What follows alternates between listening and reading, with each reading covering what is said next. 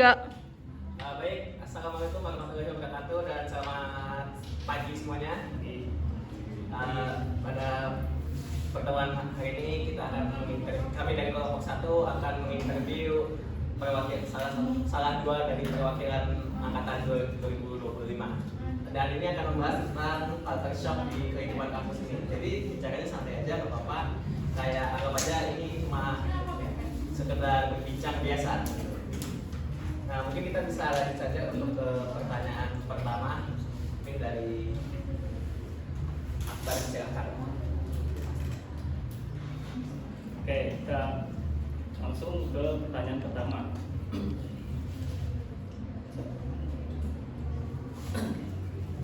Apa aja sih tantangan kalian itu?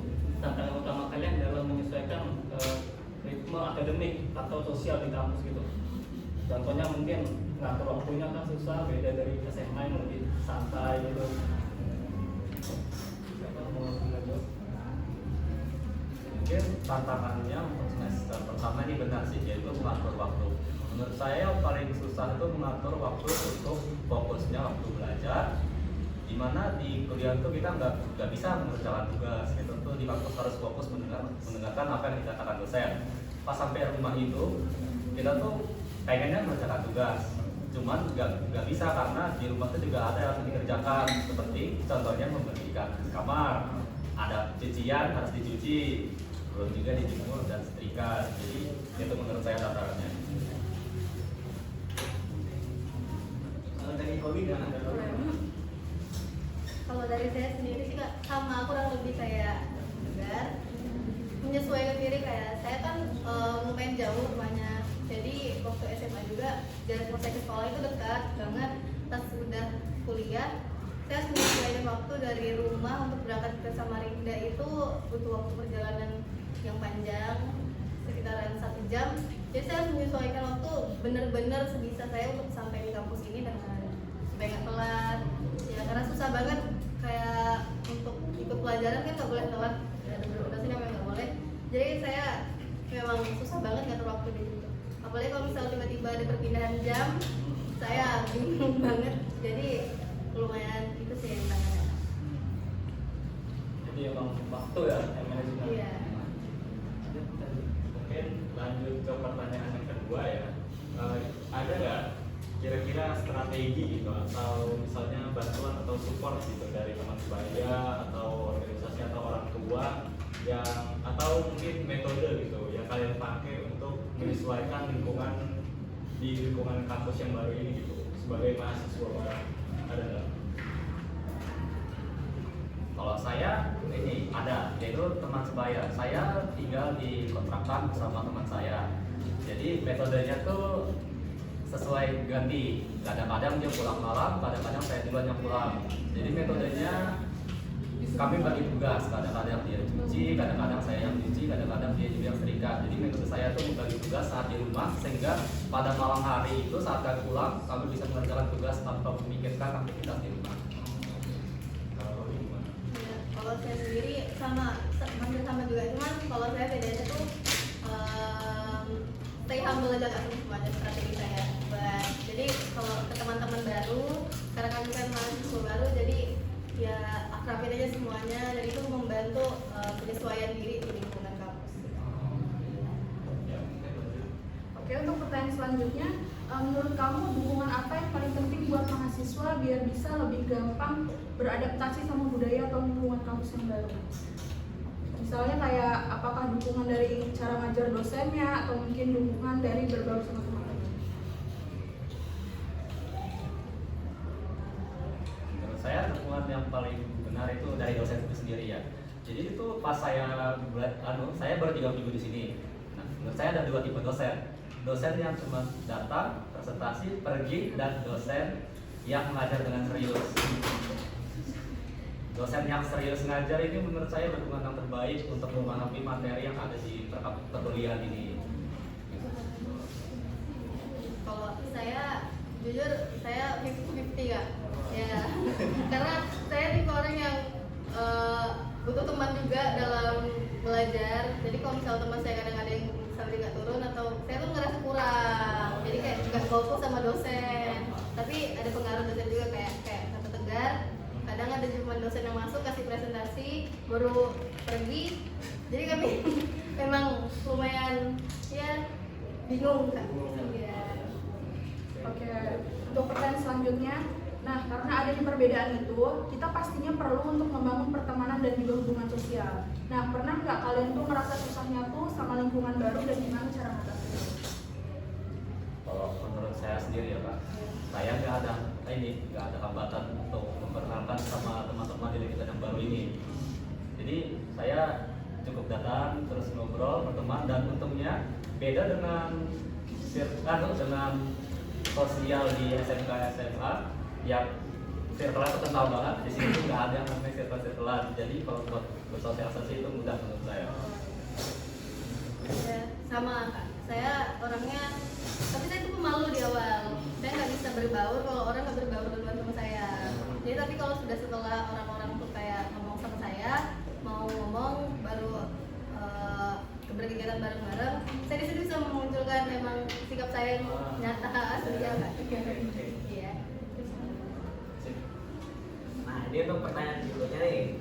Selama semester pertama ini, kira-kira ada nggak hal yang buat kalian stres gitu? Contohnya kayak mungkin kalian kuliah ini karena ekspektasi keluarga tinggi, harapan tinggi pada kalian, atau mungkin kalian bisa stres juga karena finansial mungkin atau yang lain sebagainya. Kalau saya itu finansial. Jadi saya ini dari dulu sampai baru kuliah ini tuh nggak pernah yang mikirin namanya uang. Saya kalau uang itu diatur sama orang tua. Jadi pas mandiri akhir-akhir ini saya tuh kesusahan buat ngatur finansial saya. Malah sering banget nggak ada uang jadi minta lagi. Jadi menurut saya yang bikin stres itu udah ada uang, terus tugasnya juga ternyata banyak di semester 1. Nggak kata itu yang tugasnya dikit. Jadi itu finansial menurut saya. Kalau saya ada tuntutan orang tua sama ada finansial juga. Karena kakak saya kan 2 bersaudara, saya anak terakhir. Kakak saya itu nggak kuliah, saya kuliah. Jadi saya dituntut sama orang tua untuk kuliah dan ya ngambil perguruan tinggi supaya jelas lah ya. Terus emang dituntut sama orang tua buat cepat selesai karena emang jauh, karena orang tua saya juga ada beberapa masalah di rumah kayak sakit, bapak saya juga sakit, diabetes. Jadi saya harus cepat-cepat lulus karena banyak tuntutan banget. Iya, kayak gitu. Jadi ada beberapa hal ya yang mengalir kalian. Nah, mungkin pertanyaan selanjutnya nih, apakah faktor-faktor seperti tinggal jauh dari rumah atau hambatan komunikasi atau dukungan sosial yang ada itu mempengaruhi penyesuaian Holly sama Tegar di kehidupan kampus? Mempengaruhi faktor-faktor kayak jauh dari rumah atau hambatan komunikasi itu mempengaruhi kehidupan kalian di kampus gitu. Faktornya seperti memperlambat kehidupan di kampus nih. Contohnya kayak gimana tuh misalnya? Maksudnya kayak kamu jauh dari rumah nih, kamu jauh dari rumah, kamu pas lagi kuliah kamu kayak kepikiran sama orang tua, Ya, gitu. itu menurut saya pasti sih Kak. Jadi saya ini kemandiriannya kurang. Jadi faktor jauh dari rumah ini membuat saya kehambat gitu perkuliahannya. Kadang saya tuh nggak gimana ya, kurang kompeten buat hidup sendiri, itu susah. Mana di rumah itu orang tua saya juga berharap saya cepat-cepat lulus karena bentar lagi ayah saya jadi pensiun. Jadi itu yang membuat saya terhambat. Ya, sama kayak tadi saya bilang hambatan saya juga hampir kayak Tegar karena memang tuntutan orang tua buat cepat selesai sama di rumah itu karena saya jauh banget dari rumah, jadi orang tua saya itu bapak saya terutama karena sakit, jadi mama saya tuh fokus buat ngurusin bapak saya. Jadi kadang bisa jadi bapak saya sakit, saya tuh udah nggak tahu, jadi kadang kepikiran. Ya itu lumayan menghambat banget ya kehidupan ini. Jadi ada beberapa juga ya yang mempengaruhi dalam kehidupan kampus. Mungkin kita lanjut ke pertanyaan berikutnya. Oke, ke pertanyaan berikutnya, bagaimana sih kalian menghadapi tantangan di lingkungan kampus terkait beradaptasi seperti dalam masalah logistik atau akomodasi? dan dapat mempengaruhi proses penyesuaian pada semester pertama. Nah kalau dalam logis itu mungkin seperti misalnya ya transportasi atau mencari kebutuhan sehari-hari, sedangkan akomodasi itu seperti tempat tinggal atau kos. Jadi itu kalian di sini misalnya apa? Kalian udah bawa motor gitu karena kan jauh dari kota asalnya gitu. Itu kalian hadapinya kayak gimana gitu? Untuk saya sih, untung saya nggak ada hambatan untuk kesini. Saya kesini benar-benar dibantu orang tua tentang logistik dan akomodasinya. Saya sebelum datang ke sini sudah di-prepare sebelumnya 1 bulan buat nge-booking kontrakan. Jadi pas hari H-nya, pas pengen pertama kali kunjung ini ke Samarinda, saya tuh langsung datang bawa barang saya dan ya langsung siap-siap ya udah prepare. Jadi menurut saya sendiri nggak ada hambatan buat kesini. Kalau saya cuma pas awal-awal aja sih Kak, karena waktu itu di rumah motor cuma satu, motor kakak saya rusak, jadi kakak saya tuh harus pakai motor saya buat pergi kemana-mana, dan saya tuh nggak ada motor, jadi kalau untuk pulang pergi waktu awal-awal ke kampus harus diantar. Kadang ada kakak saya kerja, saya juga pas ada kegiatan di kampus dia kan nggak bisa datang kan, jadi waktu itu emang sedikit menghambat. Cuman sekarang udah kakak saya motor udah baikan, udah bagus, jadi udah nggak ada hambatin sekarang. Kalau kos soalnya saya masih sering PP dari Lowak Tulus sampai sini, cuman sementara cari tempat kos cuman bukan sebuah hambatan sebelum saya kuliah. Baik, ke pertanyaan selanjutnya, apakah masalah tempat tinggal atau sanitasi, misalnya kebersihan kamar, mandi atau air yang kurang ada di kampus membuat Anda sulit fokus belajar pada semester pertama, atau justru tidak ada masalah sehingga Anda merasa lebih nyaman dan tenang belajar? Kalau saya punya masalah tentang apa tadi itu sanitasi. Jadi di kontrakan saya tuh banyak hewannya. Jadi setiap saya bangun pagi itu ada semut di mana-mana, lipan di mana-mana, cacing di mana-mana. Jadi itu yang membuat saya menghambatkan menjalankan tugas. Jadi misalnya saya hari libur, saya ada tugas saya mengerjakan, tapi terhambat sama lingkungan yang tidak bersih. Jadi saya mau gak mau menunda tugas saya untuk membersihkan kontrakan saya terlebih dahulu. Jadi hambatan kebersihan itu yang menghalangi saya untuk ya proses perkuliahan ini. Kalau saya sih Kak, saya kan di rumah, jadi ya nggak ada, udah aman.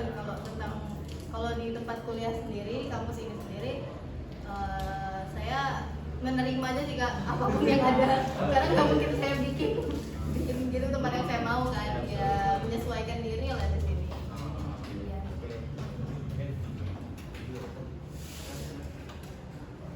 Ya. Kalau misalnya kalian ketemu teman atau dosen yang cara mikir atau kerjanya beda gitu, beda banget, terus biasanya ngapain? Misal kayak waktu kerjain tugas kelompok, ada teman yang totali caranya beda, terus gimana kalian ngatasinnya? Tetap kerja apa?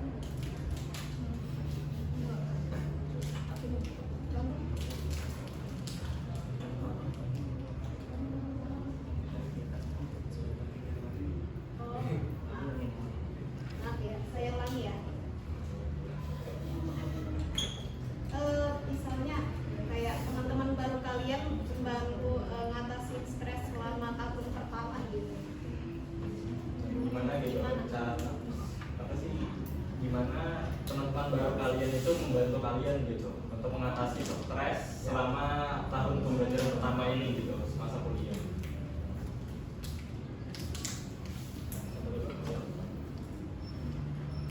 Jadi kalau teman yang membantu mengalami stres pada masa kuliah ini bukan lebih ke membantu, tapi menemani. Jadi kita ini stres bareng.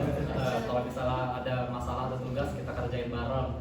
Walaupun caranya beda, mungkin kita bisa kompromi dulu gimana caranya biar kita mengalami satu tujuan gitu. Jadi ya lebih ke yang menemani aja sih. Membantu sih menurut saya nggak ada sih teman yang membantu, ada yang menemani stres bareng. Sama-sama merasakan gitu ya. Ya. Ya, sama kayak Tegar Kak, saya tuh tipe anak yang nggak suka nongki sebenarnya, tapi teman-teman saya yang kebetulan di kampus ini anak-anaknya tukang nongki semua. Jadi mereka kayak kata Tegar, mereka tuh nggak membantu, tapi akhirnya kami stres sama-sama dan healing sama-sama. Gitu Kak. Iya. Lanjut ke pertanyaan berikutnya. Pertanyaan selanjutnya, menurut kalian itu persahabatan memudahkan transisi ke kehidupan kampus nggak?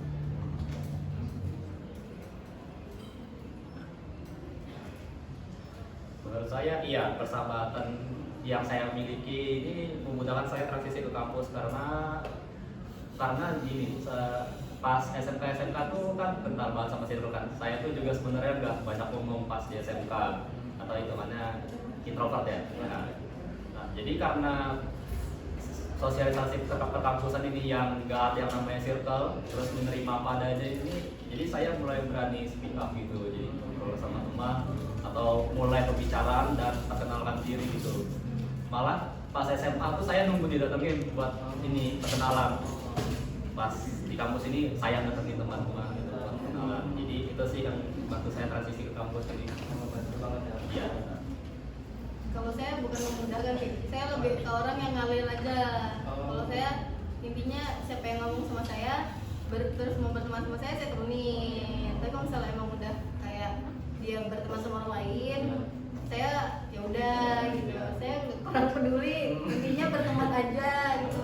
Jadi tapi lumayan membantu sih kalau persahabatan saya. Cuman saya tuh nggak ada teman saya satupun dari SMA datang ke bareng saya bahkan di Fakultas FIT ini nggak ada teman saya satupun yang masuk bareng saya. Cuman emang dari sananya saya lumayan agak ekstrovert Kak. Ya, cuma pas awal-awal aja. Iya. Nah, ya baik, mungkin itu adalah pertanyaan terakhir yang bisa kami berikan, dan mungkin karena banyak yang hal baru yang kalian rasakan di kampus ini, ya banyak sekali ya. Nah, mungkin itu saja yang kita cukupkan dan terima kasih pada saudara Tegar dan saudari Holly. Mungkin itu saja yang dari kami sebagai kelompok 1 yang membahas tentang culture shock pada mahasiswa angkatan 2025. Assalamualaikum warahmatullahi wabarakatuh.